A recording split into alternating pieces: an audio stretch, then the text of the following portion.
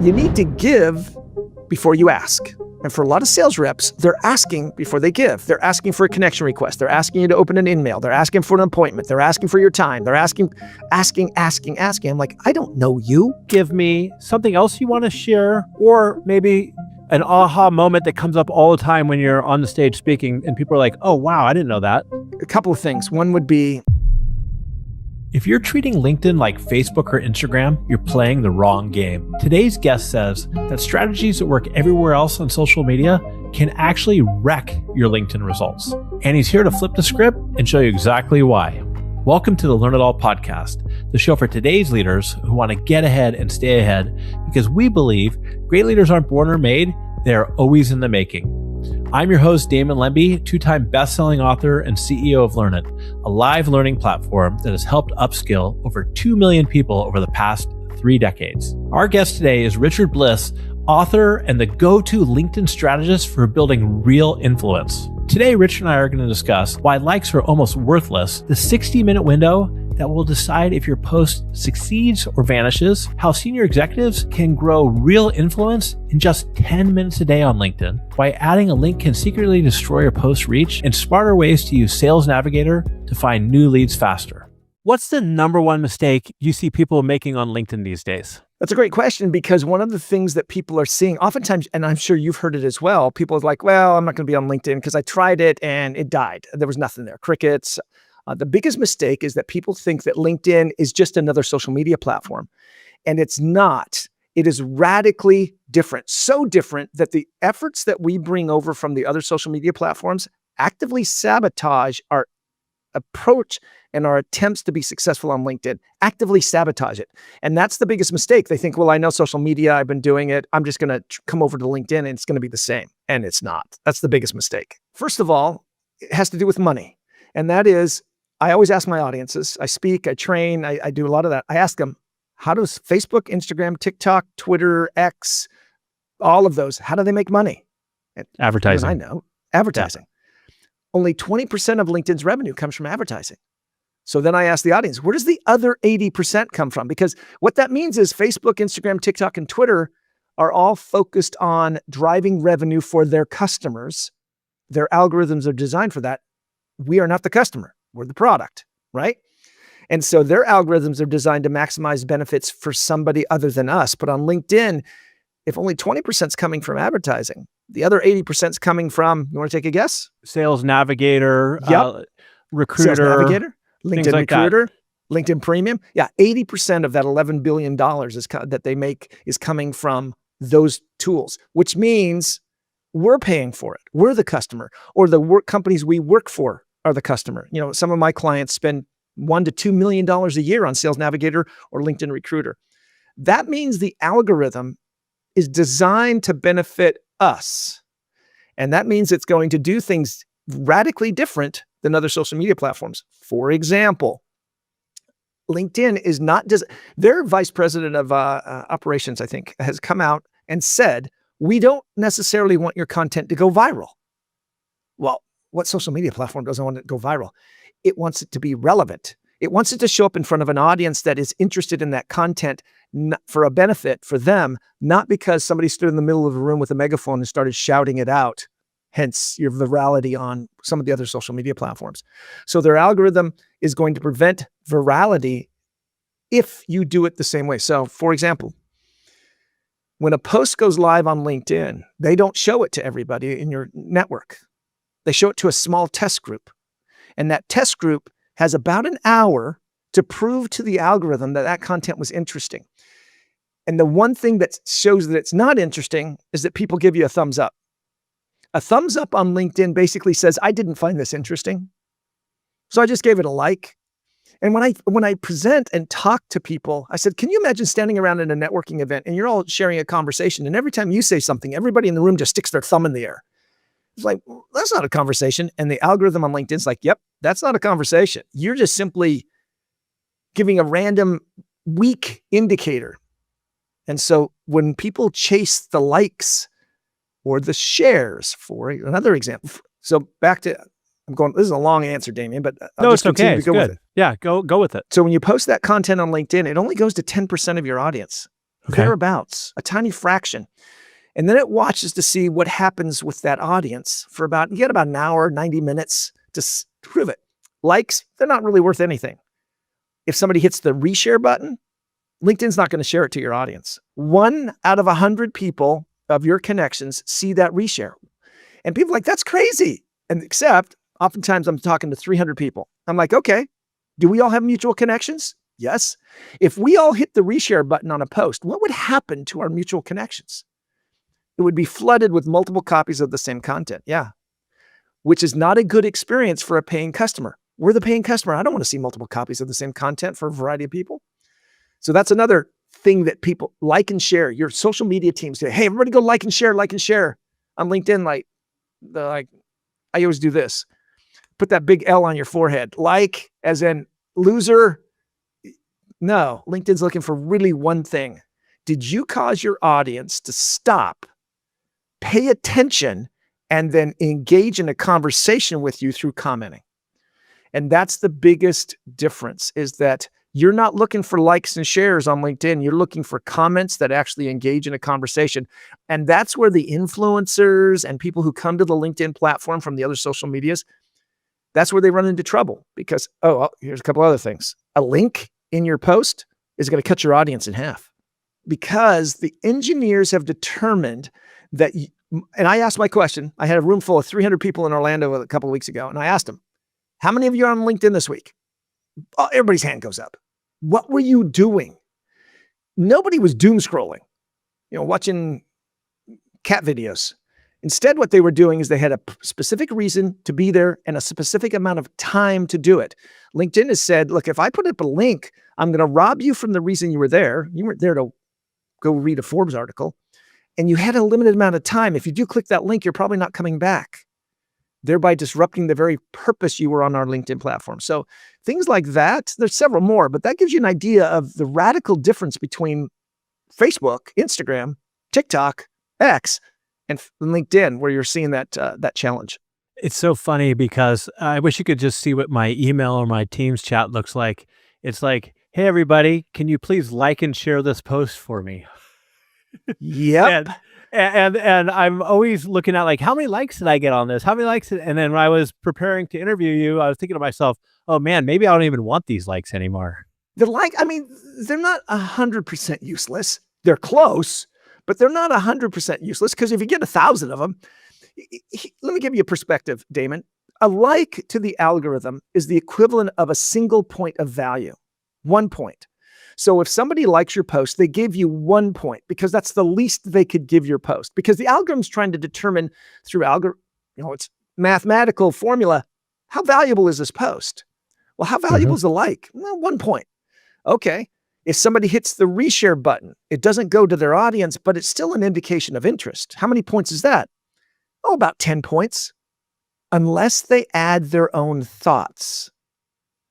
If they add their own thoughts, you only give it 3 points of value, and it only goes to about 0.5% of the audience, and it only gets to be their one post for the day.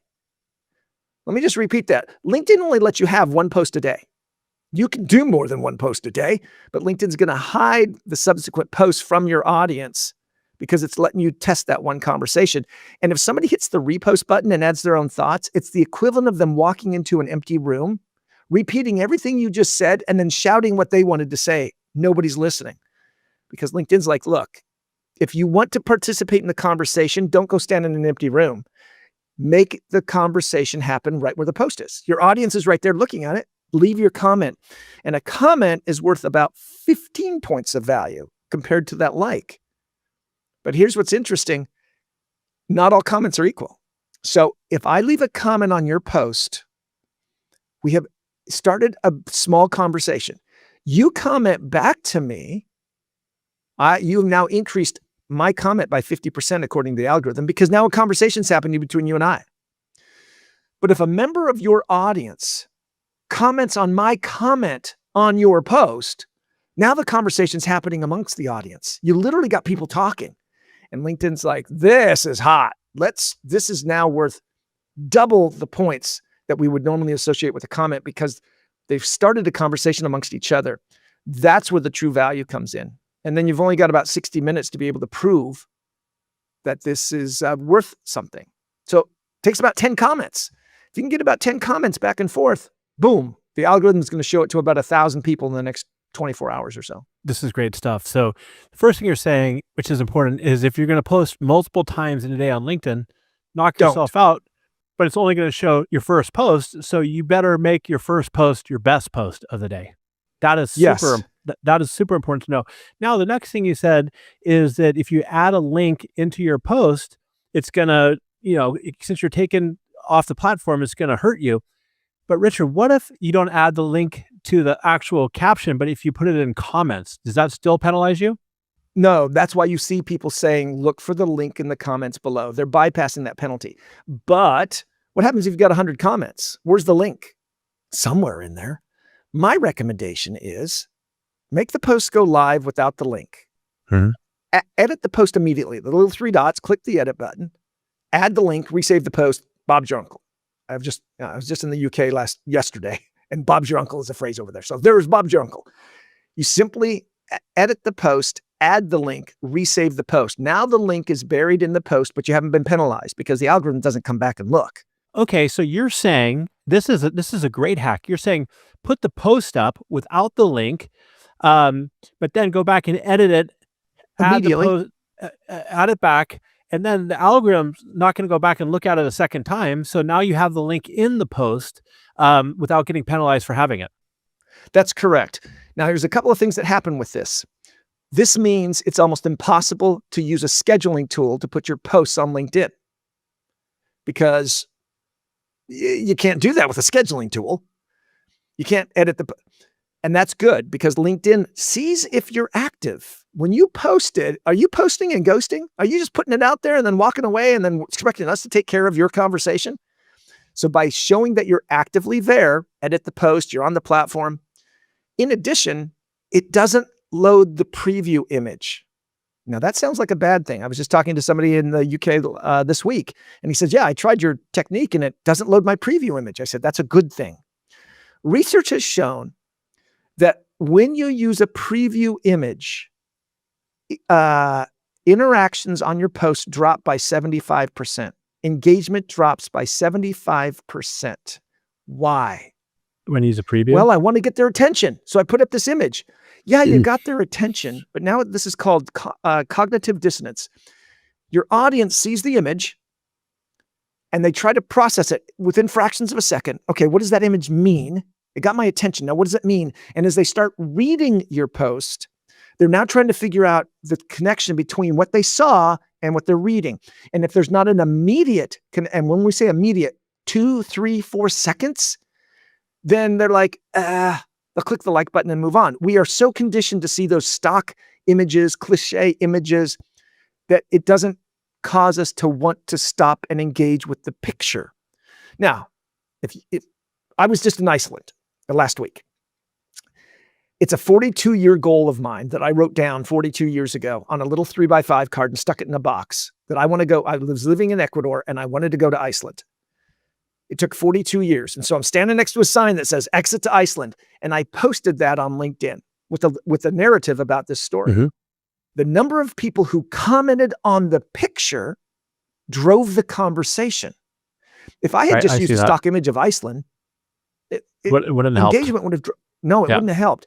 And so we have to think about the fact that these stock images that we use, the cliche Instagram images, the people on the beach with the sun and the wind, on LinkedIn, people are like, I don't have time for that. I'm here to learn, engage, do business. And I don't care about your Instagram motivational speech. So I'm throwing a lot out here, Damon, for the audience to listen to, but this is what I'm talking about. Radical changes from the way that we traditionally approach social media, and LinkedIn is just going to drive it into the ground if we use those traditional tools or approaches to social media. And what's better for your one post of the day? Is it text or video? Okay, I'm going to clarify before I answer this because we're talking about personal pages, not company pages. Absolutely, yes. Yep, this is personal pages, text only. Text only or text with a personal picture. And when I say personal, it doesn't have to be a selfie, but something that is real, That's not four individuals of a diverse ethnicity and gender sitting around a laptop all smiling and looking at it. And they're going to, who is that member of your team, Damon? Who's on? No, it's an iStock photo. It has to be a real picture. That will cause your audience to stop and then read and engage. A video, on the other hand, causes people to see it, click the like button, and move on. Very seldom do the videos will get impressions. People will see it, but very seldom do we believe that if I leave a comment on your video, that your video is going to comment back.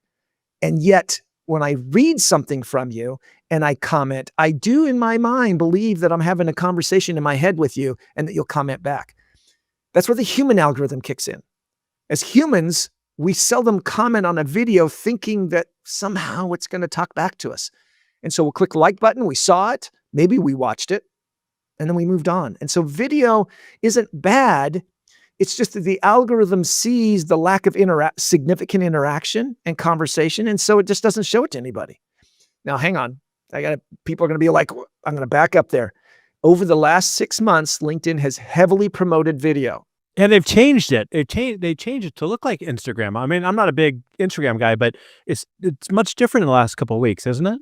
It is. But what we've seen over this year alone is a 300% drop in people paying attention to those videos. So they're a novelty. They came out and we're seeing it drop significantly. Now, video is great for branding, for I can see you. But I got to tell you, I go through my little video feed on LinkedIn. All I see is a bunch of talking heads and the subtitles are like boom, boom, boom, boom, boom. Now, I'm old. I can't read those subtitles that fast. And also, Damien, I can't do anything with that video. I can't save it. I mean, I could, but it's a 30-second video. But at second 20, you said something really important that I really liked. I'm going to capture that. I can't record it. I can't track it. I can't save it. I can't copy it. I have to listen to the whole freaking thing again and then write it down. Video is great for entertainment and introduction, but it's not necessarily a good medium to transfer important information unless I'm trying to fix my washing machine. Then I'm watching a YouTube video and I can pause it and go back like, okay, where did that net go? All right. So we've kind of gone through the algorithms where posts show up and everything. And I also want to point out to our listeners, we'll put a link hopefully in the show notes. You've got a great report that you're part of, right? The 2024 algorithm report on your website. Yeah, let's be clear. So yes, I'm part of that. I have been sponsoring that. I was the original sponsor of this report. The gentleman who creates that report, his name is Richard Vanderblom. And I highly recommend that anybody has the chance, follow Richard. You have to be named Richard to be heavily involved in LinkedIn, is what I figured out. Sure sounds that way. It sounds like that. Richard is Dutch. He's based out of Valencia, Spain, and he comes out with the research report every year. It's due out in April of 2025, and that'll be the next version of the 2024 report. The 2024 report is on my website. You can get an access to that. So I'm the original sponsor of that. He has several sponsors now, but it shares the research from these stats that I'm sharing with you, Damon. This is where this research is coming from. People always ask me, hey, how did you learn all this? How do you know all this? I said, I just make it up because you can't prove me wrong. My team's like, stop saying that. They believe you. So Richard Vanderblom, follow him on LinkedIn. He's got great content. So Richard, I was at a conference, the CEO Project, a couple months ago in South Carolina. There's about 100 CEOs there, and there was a lot of curiosity around LinkedIn. And I got to give a shout out to Jim Schlitzer from the CEO Project for letting me go there. But there's a lot of curiosity around these CEOs for, multiple hundreds of millions of dollar companies, but they all said the same thing. I don't really have time for this. What would you say to them? What are some of the myths that you see with CEOs and senior executives? Well, let's start with the 3 myths that I mentioned in my book, Digital First Leadership. Myth number 1 that executives have is, I don't have the time. That's myth number 1. Myth number 2 is, it's all self-promotional. As our mutual friend Tom Mendoza always says about his social media, I don't care what the Kardashians had for breakfast. I love it. It's not all self-promotional. And number 3, here's the shocking one, Damon. A lot of these executives don't think they have anything relevant to share. I'm in Silicon Valley. I work with a lot of executives, and I'm always shocked when they're like, well, nobody really wants to know what I have to say. Yeah, they do. Your employees, your partners, your vendors. Yeah, they do.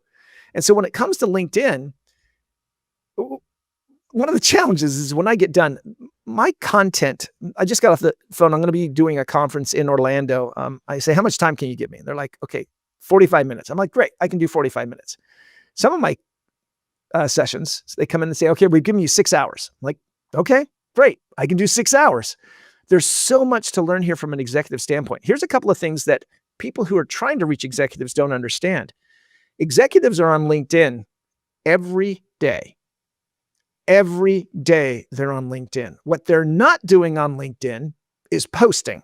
They're not creating content. They're there to listen and learn. What are my competitors doing? What are my peers doing? What's happening with the news out there? They're using LinkedIn as a tool to be more informed about their role. But now you've identified, now they kind of want to participate, and they look at their kids or they look at their young people and all they see them is living on their mobile devices. They don't have time for that. They look at the self-promoters, the politicians, the sports figures, the social media gurus. They seem to just be all about, look at me, look at me, look at me. They're like, I don't want to be that person.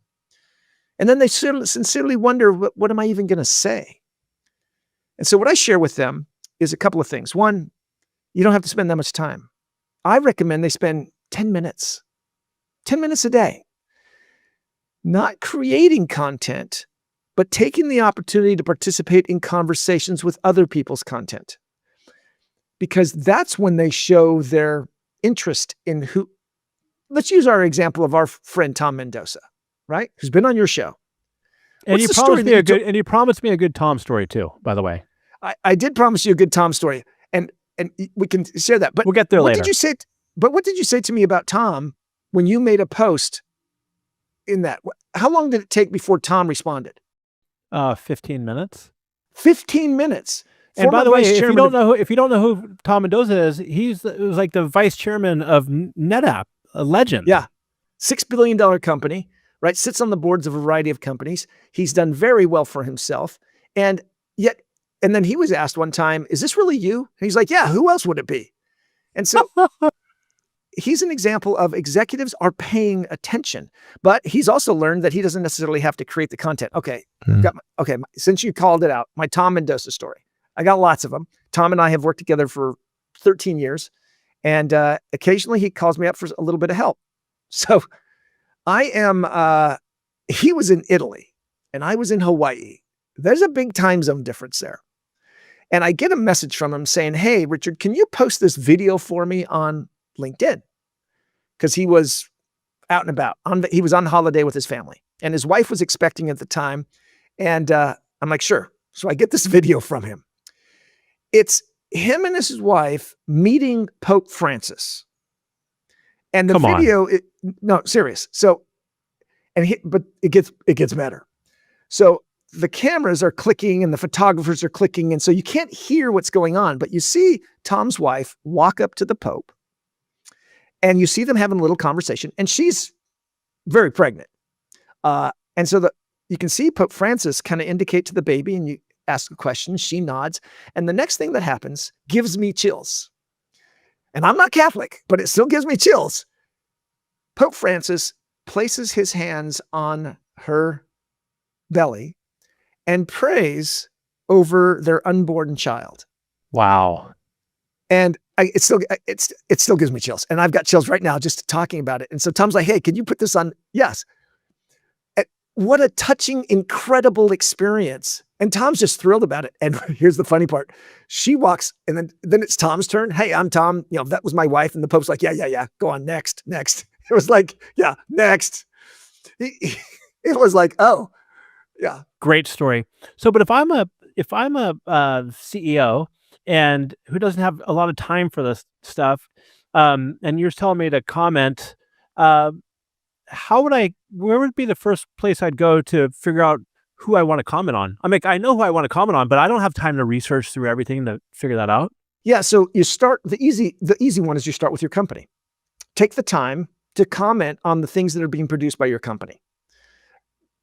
Oftentimes, for years, executives, I was one of them, were insulated from the real world by the PR team, by the marketing team, by the messaging team. And so you would only see an executive say something through some kind of soundbite or press release Or maybe if you got to see them in person. Well, that has all changed. That was one of the motivations in my book. That's all changed.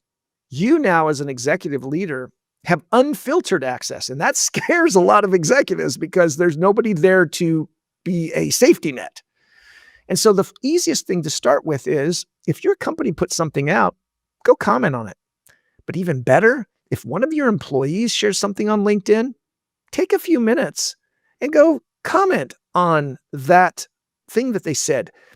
The impact that a single comment, I have seen, going back to Tom and other executives I've worked with, I have immediately heard what has happened when the CEO takes the time to comment on an employee's post. The employee becomes almost giddy. Yeah. 10,000 employees, and the executive took a few moments to simply say some words. And it wasn't just an attaboy. It wasn't just, hey, congrats, but it was insightful.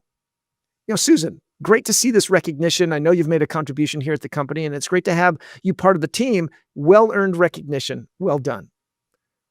Holy cow. So Susan's going to see it. But so is nearly 30% of that executive's audience is going to see them taking the time to engage. What a great point. Now, go talk to one of your partners, one of your customers who's had a success story. Congratulate them. This tiny little act creates a ripple effect because LinkedIn takes every comment we make, 100%, and moves it to a major portion of our audience. 30% of our audience sees our comments, and 100% of our comments are pushed out to that audience. So as an executive, taking the time to do that. Now, on the flip side, if you were at a conference and you were interviewed, or you were on a really cool podcast with Damon, and he had you on his show. Now what you do is don't rely. Let me give you an example, Damon. There's this great movie. You should go see it. It's about this widower. Somebody stole his car and shot his dog. Great movie. Go see it. If that's all I do for the movie trailer, there's not really a good chance you're going to go see that movie. John Wick, right? And then I say Keanu Reeves, and all the women in the room just go, ah. So John Wick, we know that. So often we see that exact same type of setup. Oh, here's a quick video. Y'all should go watch it. It's great. No. Nobody's going to watch that. Nobody's going to watch that. What they want to know is what's in your head that caused you to want to share that. Tell us. Hey, here's this video. I had an opportunity of speaking at this event. Let me tell you some of the key things that I shared that were what I felt was important for the audience to hear. And then write those out. Now your audience is seeing what's in your head, and you don't have to think about it because you just gave the speech or you're just on the interview. This gives an executive, they don't have to come up with it net new. It doesn't have to create something, but instead just use the opportunities that are out there for them. Let's switch gears to business development. And I mentioned this to you off air. Just the other night, I was having dinner with a fractional CRO who works with a lot of companies, and they're trying to figure out if they should invest in email for business development or LinkedIn. Where do you sit on that? I mean, obviously, I know where you probably sit on it. But why would LinkedIn be better? A couple of things. The approach on LinkedIn is literally as if you were at a networking event standing and talking to the person. Literally. Just in this case, it's a digital networking event instead of a physical one. And so email is still the king of sales. Right? Email still does its thing. We all get spammed on a regular basis, so it must be working. But when it comes to networking as a salesperson, as a business development, the people you're trying to reach are right there. There's no guardian. There's no somebody filtering the mail. There's nobody filtering the phone calls. There's no gatekeepers to get through to the executive. But so often, sales reps, business development use LinkedIn like an email spam list. It's almost like they just got the freaking big mistake. They just bought the list of email addresses and they're just blasting it out. And I use the Groundhog Day analogy in the movie Groundhog Day. When Phil is walking and all of a sudden Ned Ryerson comes up. Ned did the belly button thing in high school and dated his sister until Phil told him to stop. If we've all seen, right? Am I right? Am I right? I'm right. All right. All right. Right. He's trying to sell him insurance. And so often that's how sales reps use LinkedIn, like that. Here. I call it, you need to give before you ask. And for a lot of sales reps, they're asking before they give. They're asking for a connection request. They're asking you to open an email. They're asking for an appointment. They're asking for your time. They're asking. I'm like, I don't know you. And yet, if I'm an executive and the first time I encounter you is you asking me for something, but if we flip it, LinkedIn gives you an opportunity to give to that executive, to give to that prospect long before you ask for anything. If they have posted anything on LinkedIn, go like it. Now, I've already said that like only gives it 1 point of value. No. Now what you're doing is you're just showing the executive, hey, I saw it.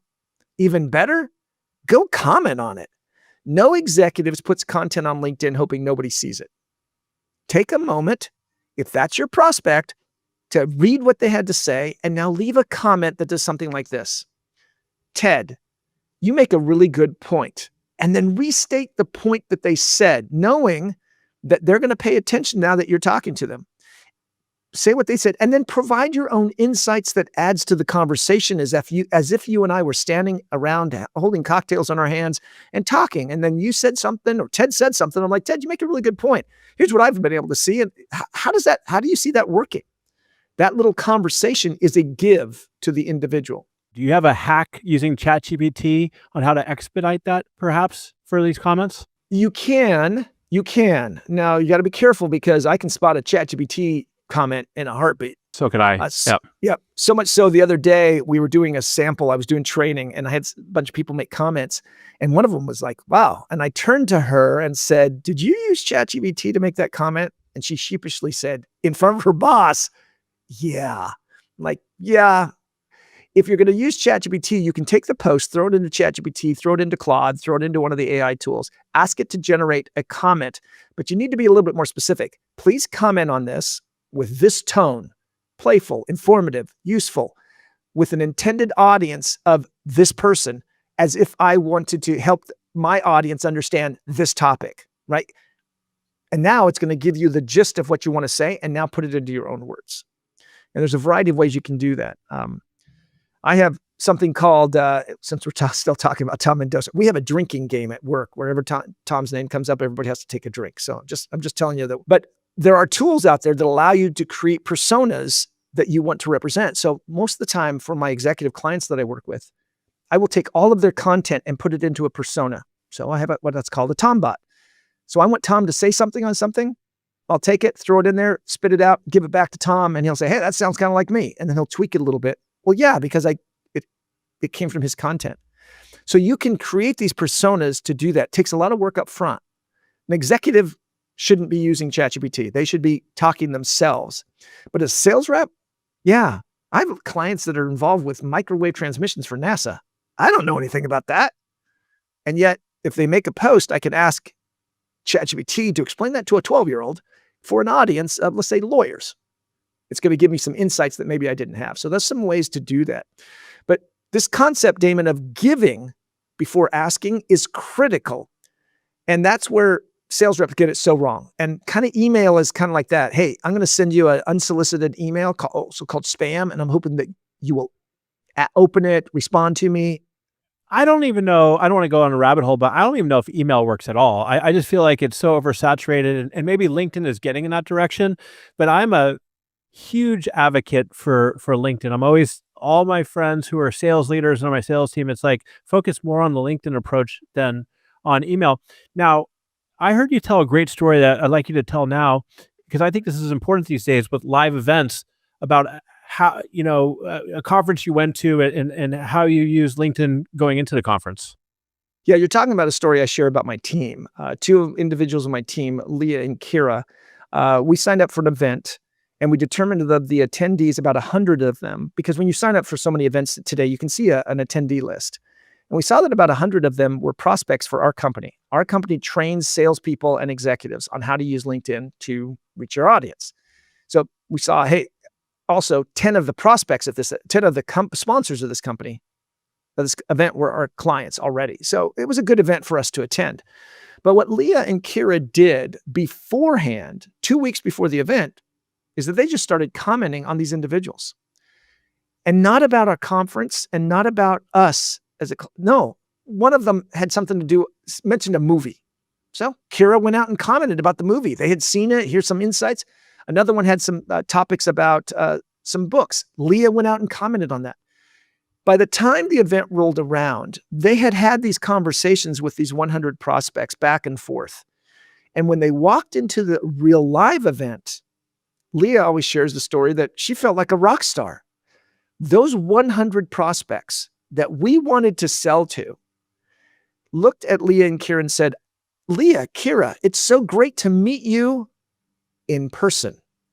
And we had a 100% connection request acceptance.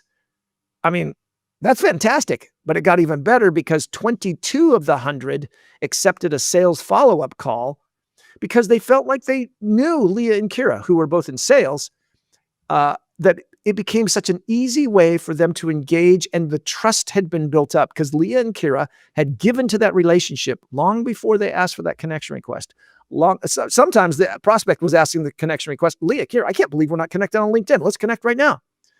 And so that turned into a massive benefit simply because they participated in the conversations that the prospects were having rather than trying to drive the conversation back to themselves. Say I've been in sales a while, or maybe I'm even a new sales rep, but I'm not very active on LinkedIn. Where should I start?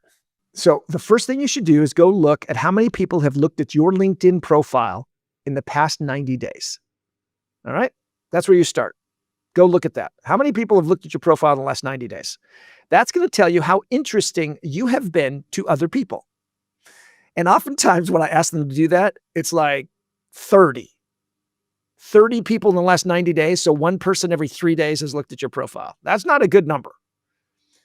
So then I say, here's all I want you to do. I will spend 6 hours with people or 30 minutes. It doesn't matter. At the end, I always say, here's your homework. Do this one thing. For the next 5 days, all I want you to do is to go comment on 3 different people. That's all I want you to do. And it can't be a throwaway comment.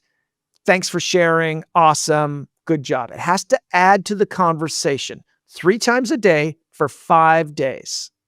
And then I give a guarantee, and I'm going to give it to your audience, Damon. And that is, if everybody go look at their LinkedIn, how many people have looked at their profile in the last 90 days? It's easy to go find. You can on your profile.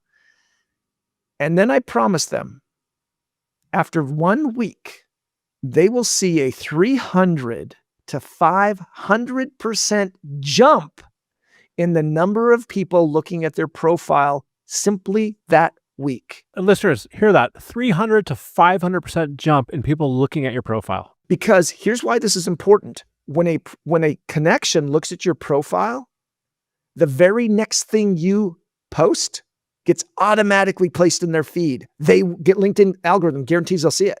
So the more people you can look at your profile, particularly first degree connections, the more content's going to show up in their feed.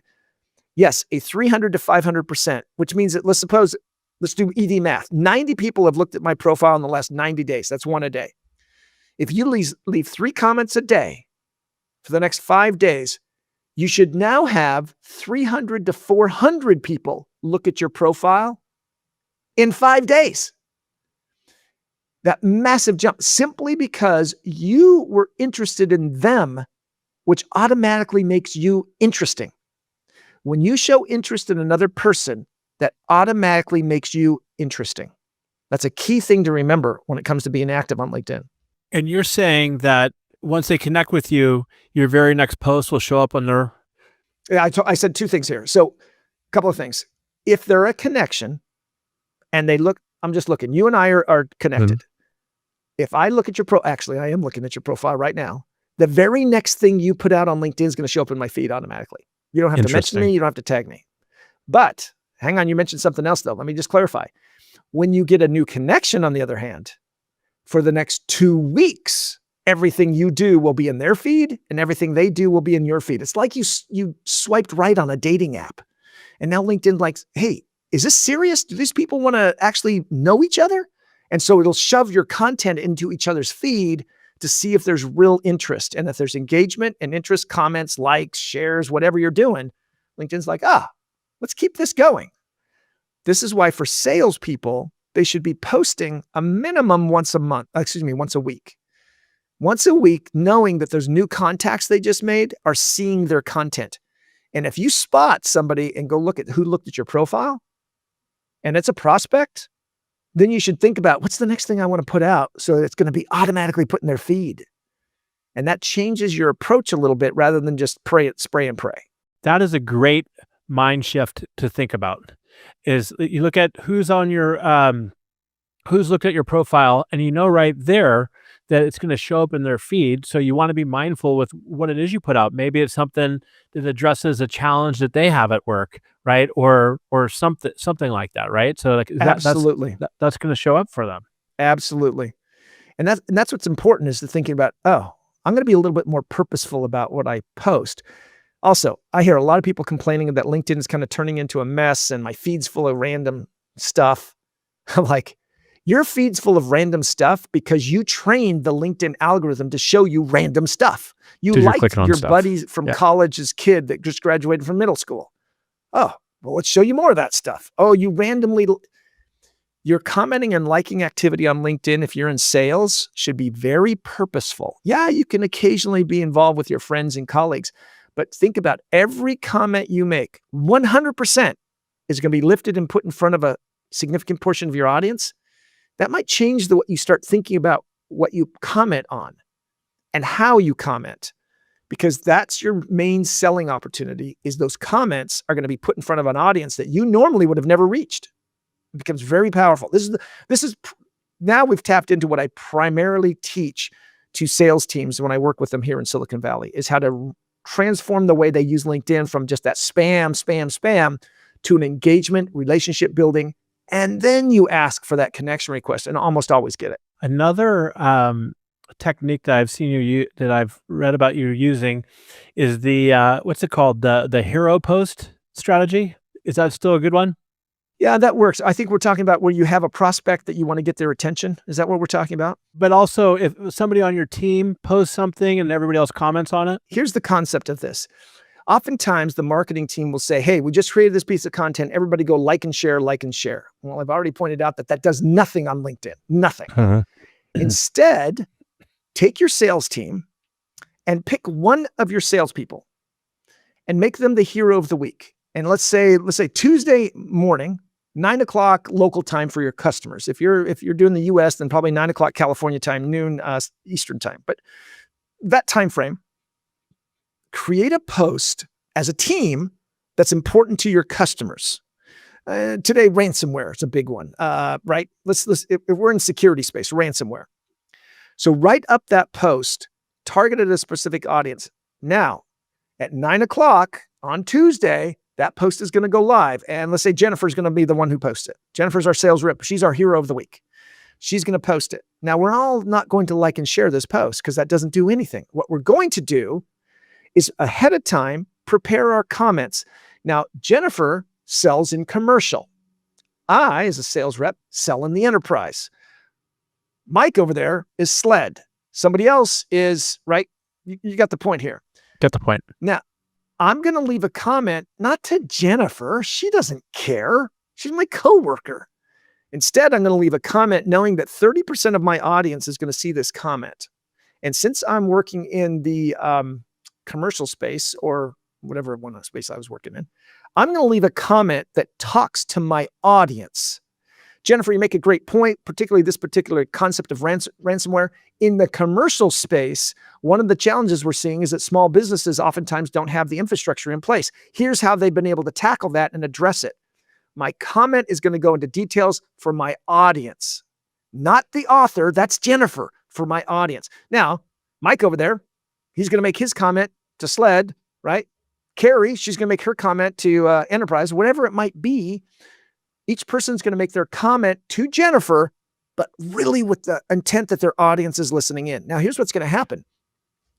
Jennifer's going to make sure that she makes herself available at 9:00 so that she can respond to the comments, because the algorithm is going to see, are you actively participating in the conversation? I have done this exercise, Damon, live with sales reps, where all of a sudden prospects start commenting during our exercise. And they're like, oh my gosh, I just got a comment from somebody. Because what happens is each one of those comments is being pushed out further and further and further. And suddenly people are being brought into the conversation who aren't in the room. And this shocks the sales reps. That's all it took. Now, next week, it's Mike's turn to be the hero of the week. He's going to make the post targeted at his audience, and we're all going to prepare our comments around a new topic. Maybe this time it's going to be, virtual data centers. All right, let's talk about virtual data centers, but from my perspective of my audience. That rotating of the hero of the week is a huge opportunity for each of your salespeople to be rewarded. Now, why would you do this? Two reasons. One, I'm going to reach my audience with my comment, but that hero of the week, Jennifer, she's going to get thousands of people to look at that post. Thousands. And it doesn't matter how many connections she has, because the reach of your content on LinkedIn is not determined by the size of your network. I mean, you've got 6,700, almost 6,800 people you're connected and following that are following you, Damon. Your content can have the same reach as somebody who's got 100 followers if they drive a conversation within that first 60 minutes. And when all of those comments come in, the algorithm's like, geez, we got to show this to a lot of people. And suddenly thousands of people will see that 6, 7, 8,000 people in a 24 to 48 hour period. Versus the like and share approach that your marketing team usually says, that's going to go to 1% of your audience. Nope. I mean, 67 people are going to see it. If you like and share something, David, 67 people are going to see it. So that is a radical change of how we think about working together collectively to drive conversations, because that's all LinkedIn's looking for. Did you start a conversation, even if it's amongst your own employees? Did you start a conversation? And a real one, not thanks for sharing. Awesome. Great job. I have to say that as you were talking, I was just kind of going through my head how this would work with our team, with comments around like what I'm seeing with customers I've worked with. And the nice thing about that, Richard, is you're adding value to the prospects and the customers as well. So you're not just tricking the algorithm, you're actually adding value. I mean, I've got so many other questions for you and so many other different topics, so many things we didn't even get into. But we got time for one last thing. Either give me something else you want to share, a best tip for a sales rep, or maybe an aha moment that comes up all the time when you're on the stage speaking and people are like, oh, wow, I didn't know that. This is a tough one. You kind of, because I've shared so much here. Sales Navigator, fantastic tool to use. If you're in sales, use Sales Navigator. Can we talk about that? Because sorry for interrupting you, but Sales Navigator, especially around finding people who left the company and went elsewhere. Yes, and I've talked about that. So if you're using Sales Navigator as a sales rep, here's a quick little technique to find prospects in a hurry. Here's what you do. You go in. So Sales Navigator, for those who are listening who aren't using it, is a tool that LinkedIn has that allows you access to the database of the 1 billion users on LinkedIn. And you can search and you can filters and all kinds of stuff. So here's what you can do. You're a sales rep looking for net new customers, and you'd really like to find somebody who's already interested in possibly what you have to say. So what you do is you go into Sales Navigator and said, here are the 5 top clients I've had in the past. So I'm looking for somebody who used to work there. In their current company, they don't work there. So I don't know where they work. I'm just looking for anybody who used to work at one of my companies, past company, but doesn't work there now, current company. Okay, next, the ICP. In my case, they're going to be in sales, so I'm going to check that box. Their title is probably going to be Vice President of Sales. I'm going to check that box. And then I want them to be in their role for less than 2 years. Check that box. Give me a list. Now, when I do that, it gives me about 51 candidates. 51 names pop up. These are not necessarily people I know. These are just people who used to work at one of my clients and now has moved on and taken on the role of Vice President of Sales at a new company in less than 1 to 2 years. They're a perfect person for me to reach out to. Why? Because there's a really good chance they know who I am. Because these clients, these 5 clients, I've been working with them for years. And if they were in sales and left and went somewhere else and now either got promoted or moved over, they probably know who I am. And I can just reach back, hey, congratulations on your new role. Don't know if you know who I am, but I worked with your sales team at X and love to have the opportunity to come in and chat with you about what I could possibly do for your company. That's a huge, huge benefit. Super easy to do. That's a quick way. Or here's another one, Damon. I'm trying to get into company XYZ. It's an enterprise sale. I don't really know a whole lot of people in there. So what I'm going to do is I'm going to put in company XYZ. And then I want you to tell me if anybody, we've been using NetApp as an example. Tom Mendoza is over at NetApp. So, I've worked with NetApp. Tell me if anybody's worked at NetApp before, but they're not there now, but they work at this new company. Now, why would I care about that? Oh, they could be an ally. They could be somebody who I could reach out to and say, hey, you don't know me, but maybe we work together at NetApp or something. Give me some hints.